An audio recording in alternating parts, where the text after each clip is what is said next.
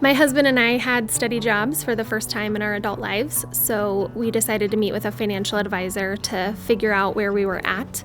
We knew our finances weren't great, but that financial advisor asked us to total up our debt to find out exactly where we were, and that number ended up being $102,000. It was worse than we were thinking. It was bad. It was really bad. Yeah.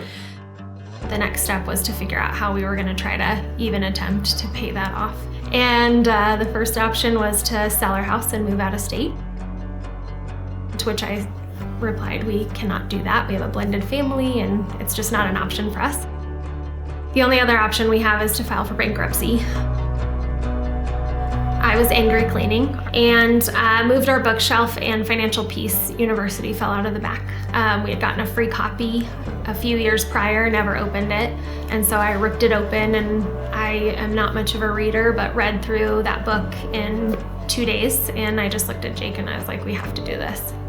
It was a lot of hard conversations at first of, this is gonna be a season of no, because we have to really buckle down and try to pay off debt. So that looked like me picking up shifts at the restaurant. I picked up 3 shifts, so the 2 days that I have off, and then I worked a double, half at Flatirons on Wednesday day, and then would go to the restaurant on Wednesday night. We also had like this little paper, it's like this thermometer that we kept marking off our debt, and so that was really helpful too, to be like, okay, let's sit down and see where we're at.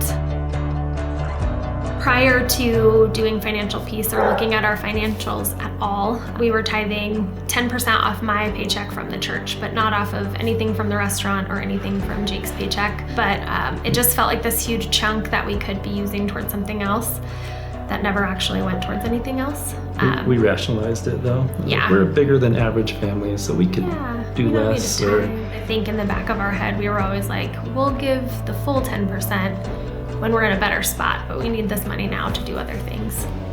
And that changed with kind of buckling down. We decided we were gonna tithe 5% of everything that we made to see how that went. And we did that in December and January of last year. With us being obedient, God was being really faithful in his promise to like provide and take care of us. So in February, I was like, I think we just need to try 10%. We can always scale it back if it's really something that we can't do, but I just feel really like this is what we're supposed to be doing. So starting in February, we tithed 10% of every dollar that came into our house, and we have not stopped. In December of 2021, when we kind of listed out our full amount of debt, we were $102,000 in consumer debt. And as of this month, November of 2022, so slightly less than a year later, we have $10,000 left. So we've paid off $92,000.